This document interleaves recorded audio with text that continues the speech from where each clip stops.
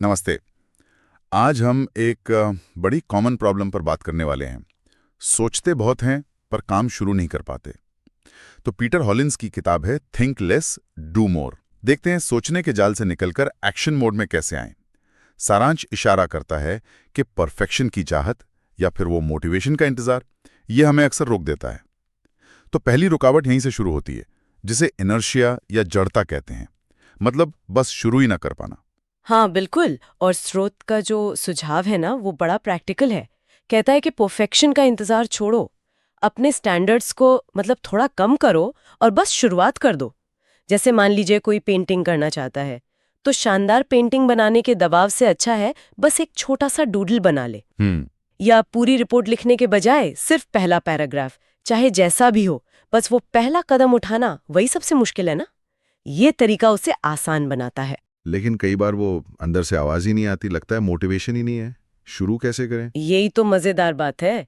स्रोत कहता है कि मोटिवेशन एक्शन का इंतजार नहीं करता, उल्टा है, एक्शन से मोटिवेशन पैदा होता है। अच्छा। हाँ, मतलब बिना मन के भी अगर छोटा सा एक्शन ले लिया, जैसे सिर्फ 5 मिनट के लिए स्ट्रेचिंग कर ली या किताब के बस 2 पेज पढ़ लिए, तो धीरे धीरे वो मोमेंटम बनता है, आगे बढ़ने का मन करने लगता है। ये एक पॉजिटिव साइकिल है असल में। साइकिल जैसा। एक्शन, उससे मिलता है छोटा सा नतीजा, फिर आता है थोड़ा आत्मविश्वास, और फिर और एक्शन लेने की इच्छा होती है।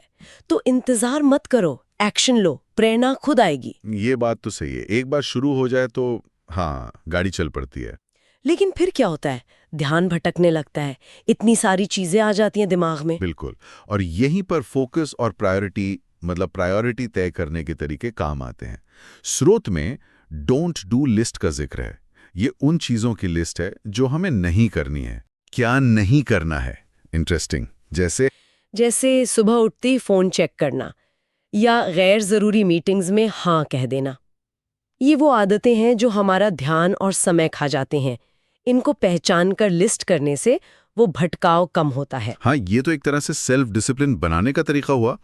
और एक बर्नर लिस्ट का भी जिक्र था, वो क्या है? हाँ, बर्नर लिस्ट ये कामों को प्रायोरिटी देने का एक विजुअल तरीका है।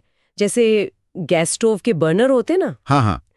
तो फ्रंट बर्नर पर वो काम रखो जो सबसे जरूरी है, जिन पर तुरंत ध्यान देना है, और बैक बर्नर पर वो जो कम जरूरी हैं या बाद में हो सकते हैं। इससे क्लैरिटी रहती है कि अभी किस पर फोकस करना है। मल्टीटास्किंग के जाल से बचने में मदद मिलती है। ठीक है, फोकस बन गया, प्रायोरिटी सेट हो गई। लेकिन फिर कई बार बड़े फैसले लेने होते हैं और उनमें इतना सोच विचार होता है कि कुछ हो ही नहीं पाता, जिसे डिसीजन पैरालिसिस कहते हैं। हाँ, ये बहुत होता है। इससे बचने के लिए स्रोत सुपर स्ट्रक्चर डिसीजन मॉडल सुझाता है। बड़ा अच्छा आइडिया है। जो रोज के छोटे मोटे फैसले हैं, जैसे आज क्या पहनना है, नाश्ते में क्या खाना है, इन्हें ऑटोमेट कर दो या इनके लिए सिंपल नियम बना लो। अच्छा। ताकि दिमागी ऊर्जा बचे। बिल्कुल। ये छोटे फैसले भी हमारी मेंटल एनर्जी लेते हैं, और जो बड़े जरूरी फैसले हैं उनके लिए पहले से कुछ मापदंड मतलब क्राइटेरिया तय रखो। कैसे क्राइटेरिया? क्या ये मेरे लक्ष्य से मेल खाता है? इसका सबसे बुरा नतीजा क्या हो सकता है? क्या मेरे पास इसे करने के लिए रिसोर्सेज हैं? इन सवालों के बेस पर फैसला लेना आसान हो जाता है, ओवरथिंकिंग कम होती है। ये तो फैसलों के एक स्ट्रक्चर दे देता है, पर कई बार फैसलों में रिस्क भी तो होता है, डर लगता है। बिल्कुल लगता है, और स्रोत कहता है कि कैलकुलेटेड रिस्क लेना वो ग्रोथ के लिए जरूरी है। कंफर्ट जोन में रहकर हम सीखते नहीं।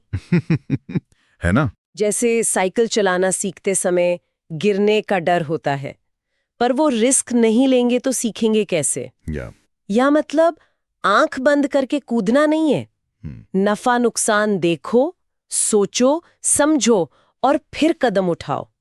डर अपनी जगह है, पर एक्शन उससे बड़ा होना चाहिए। सही है। एक्शन, फोकस, फैसले, रिस्क, इन सब के लिए एनर्जी भी तो चाहिए। दिन खत्म होते होते कई बार लगता है बस बैटरी डाउन। इसीलिए टाइम मैनेजमेंट से ज्यादा जरूरी है एनर्जी मैनेजमेंट। स्रोत अल्ट्राडियन रिदम्स की बात करता है। अल्ट्राडियन रिदम्स? ये क्या है? ये हमारी बॉडी का नेचुरल एनर्जी साइकिल है, लगभग 90 से 120 मिनट का। दिन में हमारी एनर्जी ऊपर नीचे होती रहती है, एक जैसी नहीं रहती। हमें पहचानना होगा कि हम कब सबसे ज्यादा फोकस्ड और एनर्जेटिक होते हैं।